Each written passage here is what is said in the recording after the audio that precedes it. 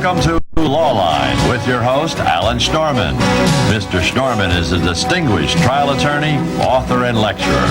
Each week, Lawline will bring you the most knowledgeable experts in the field of law today. And now, we introduce our guests and our host, Alan Storman.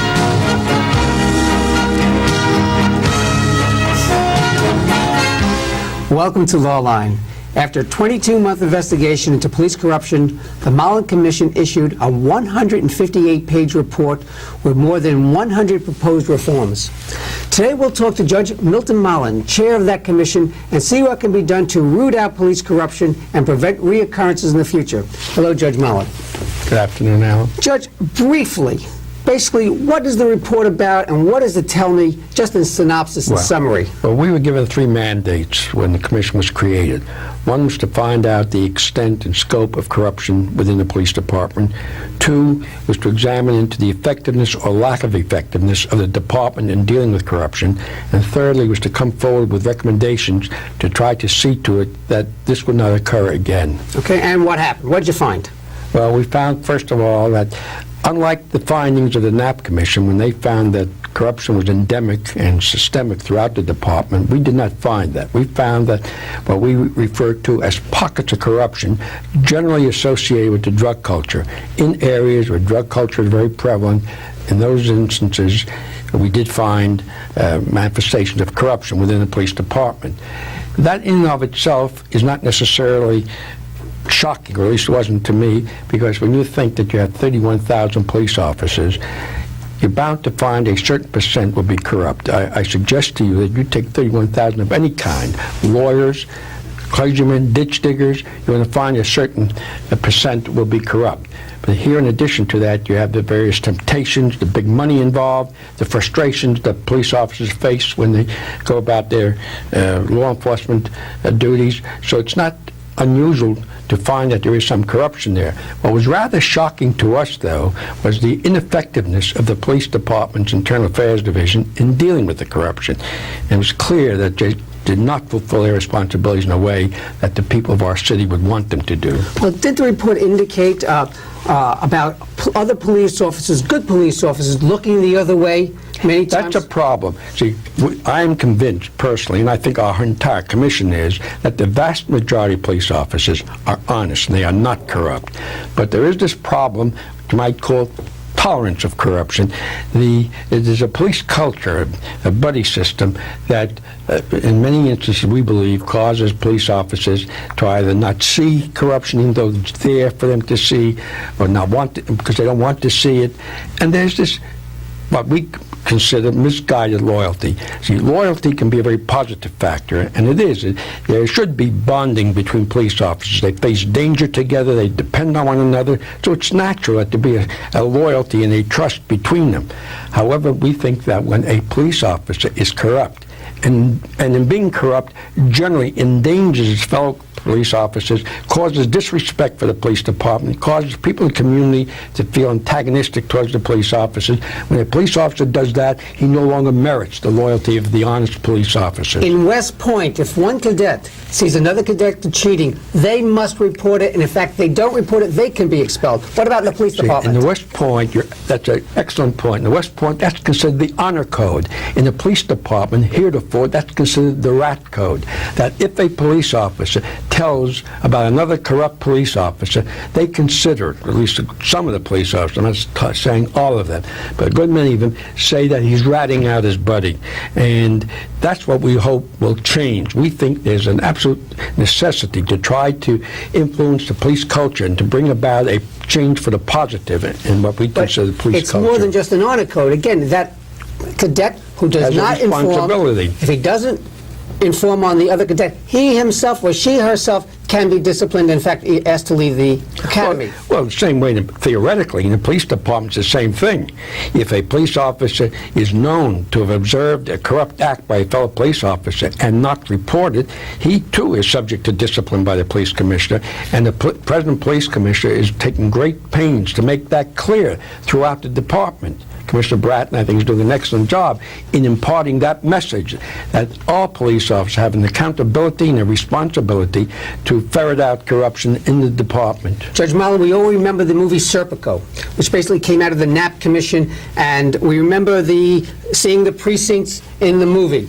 And we always talked about the pad, that it would go down from the captain right down to the lieutenant, and they would all share in the proceeds of gambling and drugs. Have you found any of that to exist? No, we have not. That's what I meant when I said that we do not find it to be endemic throughout the department. We did not see any indications of a pad, as you say. We did find crews of cops working together, but not on a systemic basis that you had during the Knapp Commission era on that. We didn't find higher-ranking officers involved in corruption in this instance. We found higher-ranking officers who didn't fulfill their responsibility to deter corruption and to root it out. But we didn't find the higher-ranking officers to be corrupt themselves. We find that cases throughout the city are being lost today because jurors are doing police nullification. Yeah, we call that juror nullification, where the jurors just do not attach credibility to a police officer's testimony. I know when I started out about 30 years ago, 28 years ago, as a criminal court judge, and then I spent 24 years on the bench, 10 years as a trial judge. And you were presiding justice of the Appellate Division, Second Department. That's right, for 13 years. Now, when I started out presiding at criminal trials, almost invariably, when the public, the jurors, would hear a police officer testify, if the police officer was the principal witness against a defendant, just about invariably there would be a conviction, a finding of guilt by the jurors. Today we've had a number of cases, some of them rather notorious cases, where they just refuse to believe the police officers. That's one of the insidious effects of corrupt police officers, that this, therefore, you find that members of the public who serve as jurors are skeptical, do not believe the police officer, and in some instances, we believe, acquit defendants who really are guilty and thereby free them up. That's one of the unfortunate additional negative impacts of police corruption. Did you find in your taking testimony that there are large segments of our community that when a police officer enters the community, the police officer is not considered a friend but an adversary? Well, one of the things that concerns us is the lack of mutual respect between the police officer and the members of the community. We think it's imperative that there be this mutual respect between the police officer on one hand towards the public and the members of the public towards the police officer. We think that will help to deter crime, it will help in the apprehension of crime, it will help in the sense of security that the people of our city feel when they walk the streets of our city and when they're in their homes and they're not concerned about robberies or auto thefts or things of that kind. We think it's a very important factor, and we think that unfortunately in too many communities within our city there is not this mutual respect which we think is so important. And we think that that's a function that the police department itself must direct its attention to, and we think it's also important that there be this oversight outside entity to help bring about this sense of mutual respect between the members of the public and the members of the police department. Now, the commission found that in certain precincts the corruption went on not for a day, not for a week, but for years. What was the police department, internal affairs department doing while all this went on? You mentioned, of course, the most notorious case was the Michael Dowd case, where for a period of 7 years he was almost openly, notoriously engaging in corrupt activities. What did he do? There were at least 15 complaints of corruption on his part. He was riding around in a late model sports car. He owned 3 residences. He was taking the boys out for drinks every night. By the boys, I'm talking about other police officers in the precinct, operating very openly, notoriously. The Internal Affairs Division had allegations that he was corrupt, and yet until he was arrested, not by New York City police officers, but by officers attached to the Suffolk County District Attorney's Office. That's how that case broke. The Suffolk County District Attorney's Office picked up information on the wiretap, which indicated that Officer Michael Dowd was a corrupt cop. And they arrested him in Brooklyn, but it was Suffolk County police officers who effected the arrest with the cooperation then on their initiative, on Suffolk County Police initiative with the cooperation of the police department. But all of those years, Michael Dowd was operating the way he did, and he was never apprehended. We had one police sergeant who's an IAU, he's a field investigator, who was trying to to apprehend him. Tried for years, got no cooperation and no support from the Internal Affairs Division. How could this happen? That's the question we asked, and we asked it of officials, we asked it of the deputy chief who's in charge of the Internal Affairs Division and others. And we just think that there was just no sense of commitment to fighting corruption within the department. We think it's absolutely imperative that there be at least two qualities present throughout the department. One is a sense of commitment, and this must come from the police commissioner down right through the ranks. The borough commander, the precinct commander, the sergeant who's supposed to be doing the supervision, they must all have a sense of commitment to deal effectively with corruption. And the other side of that coin is the implementation of a principle of accountability. Each one must be held accountable for his jurisdiction. If it's a precinct, then the precinct commander must be held accountable as to whether or not corruption is there. You must change the whole approach of incentives and disincentives. There seems to have been an attitude that if you suspect that a police officer is a corrupt cop, the approach was shift them out of my precinct, if I'm the precinct commander, get them out of my precinct, some other precinct, instead of trying to root them out. Commissioner Bratton has made it clear that if the precinct commanders or the other supervisors root out, they find the corruption, they will be rewarded, not punished. The prior sense was that if corruption is found on your watch, you are going to be punished, that your career path is being hurt if they find corruption in your precinct. We want to see the day when a precinct commander will be looked upon as a good cop, a superior cop, if he finds corruption. But on the other hand, conversely, what I think Commissioner Bratton is getting across to the people in the department is if others find corruption in your precinct, if you're not the one who finds it, but some outside force finds it, then you will be punished for it. What I don't understand is there was a whole agency started for the sole purpose of rooting out corruption, the Department of Internal Affairs. What were they Division, doing? Not department, division. What were they doing? If this was their purpose, to root out corruption within the department, and if the committee found that there was this lack of sense of purpose to do this, what were they doing? Our committee found that there was universal contempt throughout the department for the Internal Affairs Division. They were believed to be incompetent, their morale was bad, there was just... It's a very valid question that you ask. What were they doing? One thing they were not doing. They were not effectively combating corruption. That we know. Now, you had a former head of the Internal Affairs Division, and I'm not talking about centuries ago. I'm talking about the man who was in charge from about 1986 to 89, in that period of time, during approximately that period of time, who testified at our public hearings that we held under oath that he was afraid to bring to the attention of the police commissioner indications of corruption.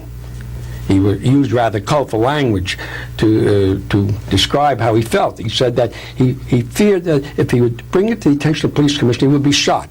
Of course, he was That's colorful. He was using it obviously figuratively, but his career would be over. But what he was trying to make a point. Exactly. He would incur the displeasure of his colleagues in the department, not only the commissioner, but he said that the environment, the whole attitude was such that he felt squeamish about bringing to the attention of the top brass, his fellow top brass, the fact that there might be some widespread corruption. It almost sounds like... And that was the man who was in charge of the Internal Affairs Division, and that whole attitude permeated that division. It sounds like it was almost a political decision, because it would make the department look bad, and then, of course, it would make the city administration look bad. He said that. He said that when they had so-called 77th Precinct scandal, when a number of police officers were arrested and charged with corruption, that this was his testimony, that the department became paranoid about bad publicity, and they became concerned not so much about corruption, but about the bad publicity that would flow from the detection of corruption. Judge, we have to take a break now, but we'll be right back and talk further about police corruption. You're watching Lawline. Stay with us.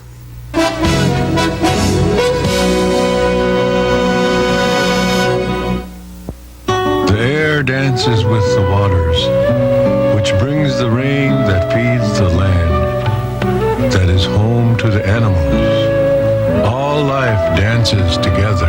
In a world so connected, choosing one environmental cause can be hard.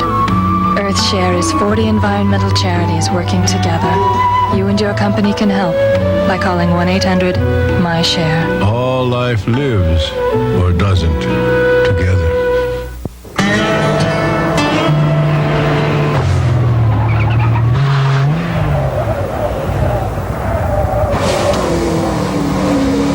Excuse me. Do you wear your safety belt? Why, no, I don't wear my safety belt. Thank you.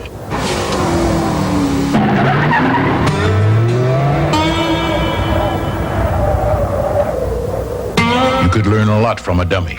Buckle your safety belt.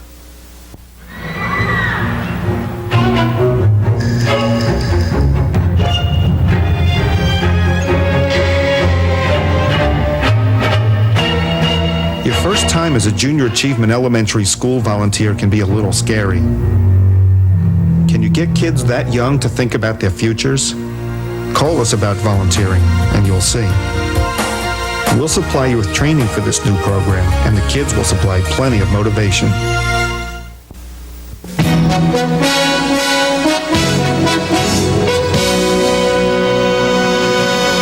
Hello, I'm Alan Schnorman. You're watching Lawline.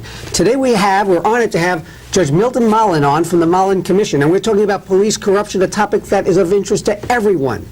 Judge Mullen, before the break, I want to tell you further about the police corruption. Tell us what happened in the 3-0 precinct.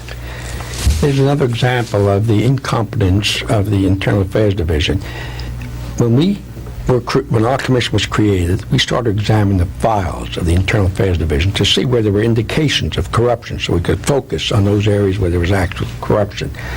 And we came across, for example, in the 3-0 precinct, a file, and there was a certain police officer who, within the period of 4 years, for the 4 years prior to the creation of our commission, there had been 28 complaints. 18 of them were complaints of corruption about this one police officer. And yet the reports kept coming back, unsubstantiated, unfounded, things like that, and they just couldn't find him. So we decided to focus on that precinct and on that police officer. And then through some creative investigation work by our staff, we were able to arrest him.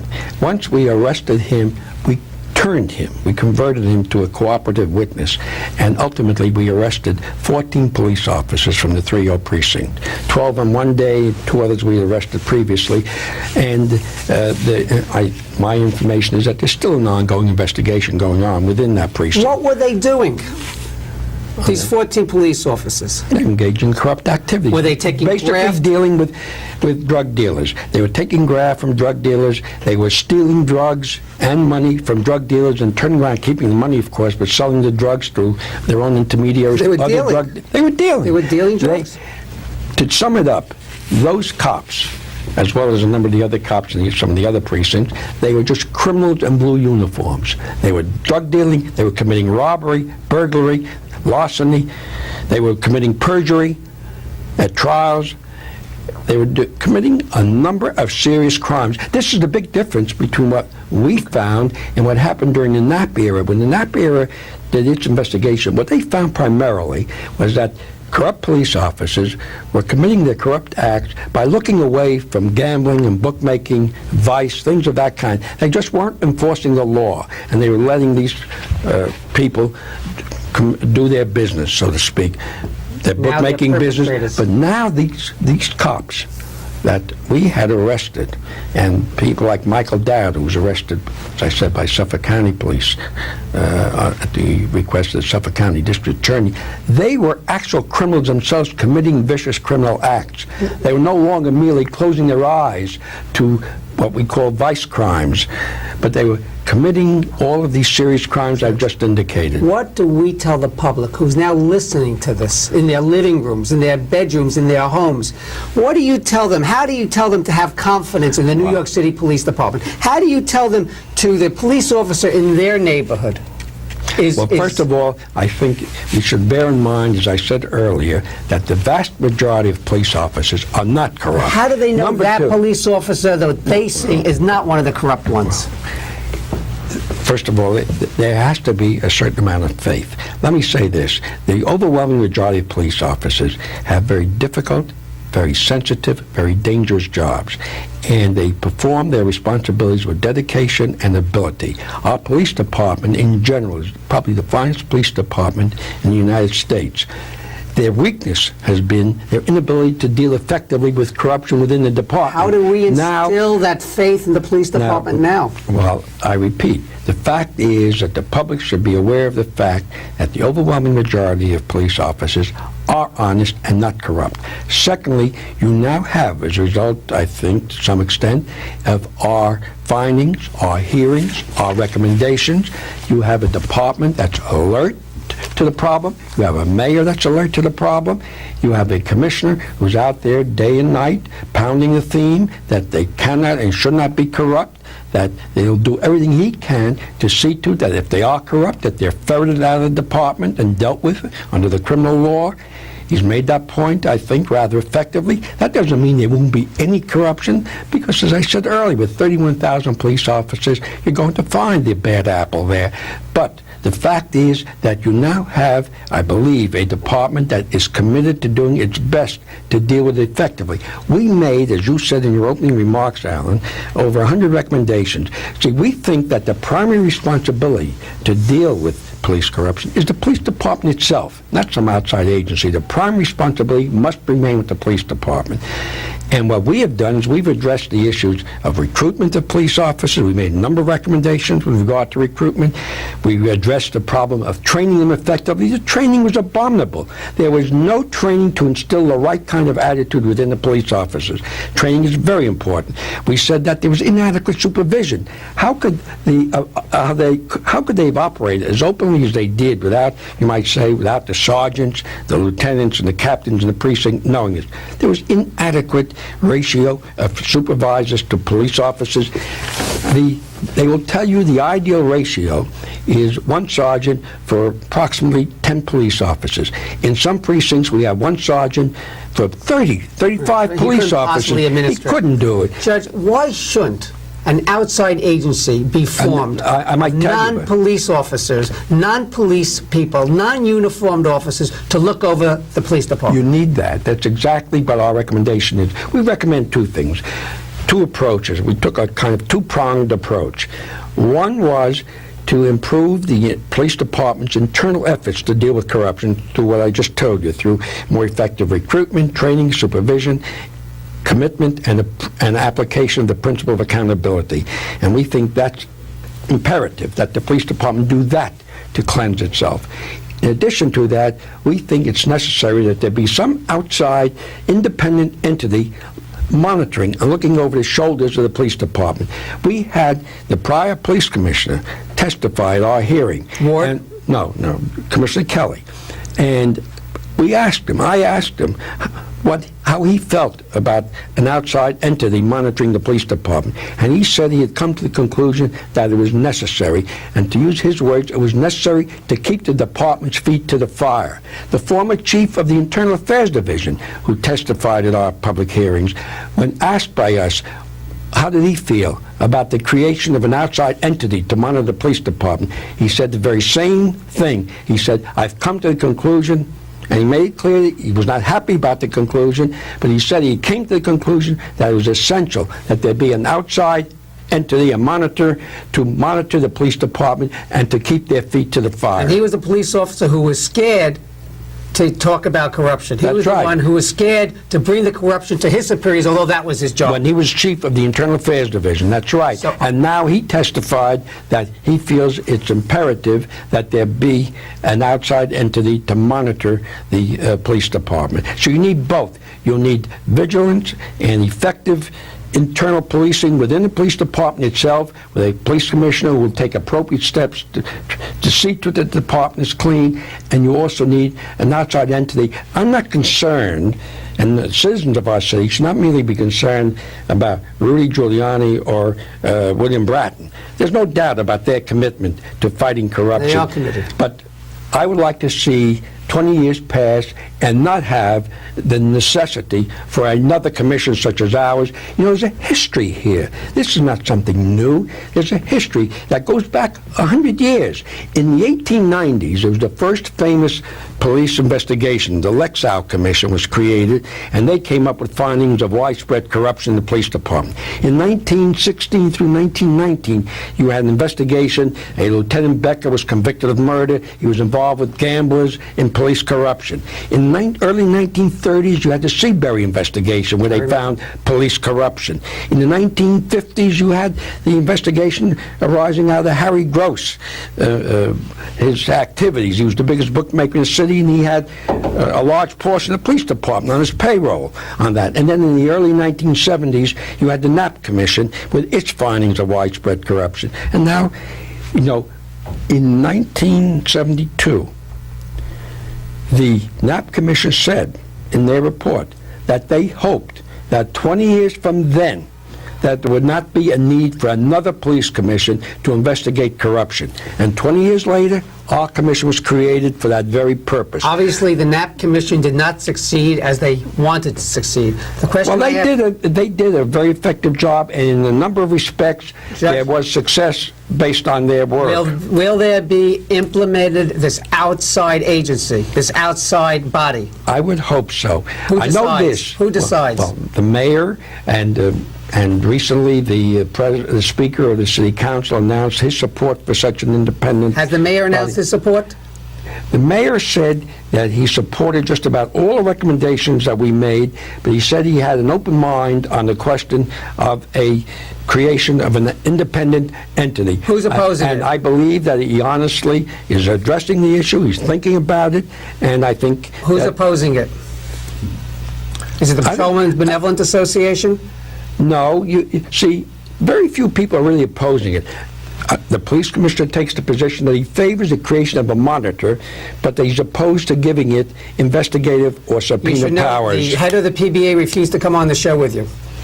Well, we addressed the question of the PBA in our report, as you know. How do you feel about them? I think that in a number of respects, they have not fulfilled the kind of responsibilities that we would like to see them do. In what way? We think that the PBA can be a very positive factor in effecting change for the positive and for the better within the police culture. We think in the past they've had their attitude has been that of stonewalling, of immediately jumping to defense of police officers charged with corruption. So I think they have a conflict of interest.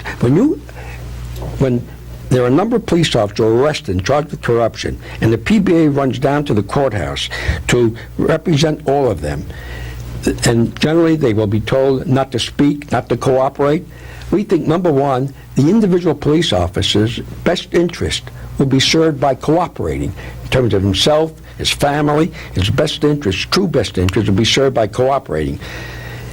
Secondly, but if they represent other police officers, they're not going to tell them to do that. Secondly, we believe the PBA represents all the police officers, and they should be as vigilant in fighting corruption as anyone else should, if not more so.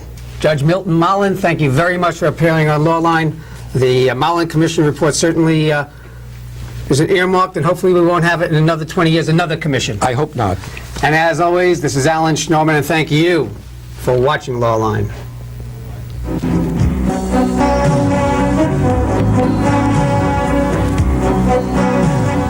You have been watching Lawline with your host, New York trial attorney Alan Schnorman. Mr. Schnorman will be back with you next week at the same time. If you have any questions about this week's program, please write to Lawline, 63 Wall Street, New York, New York, 10005, or call area code 212-432-9111.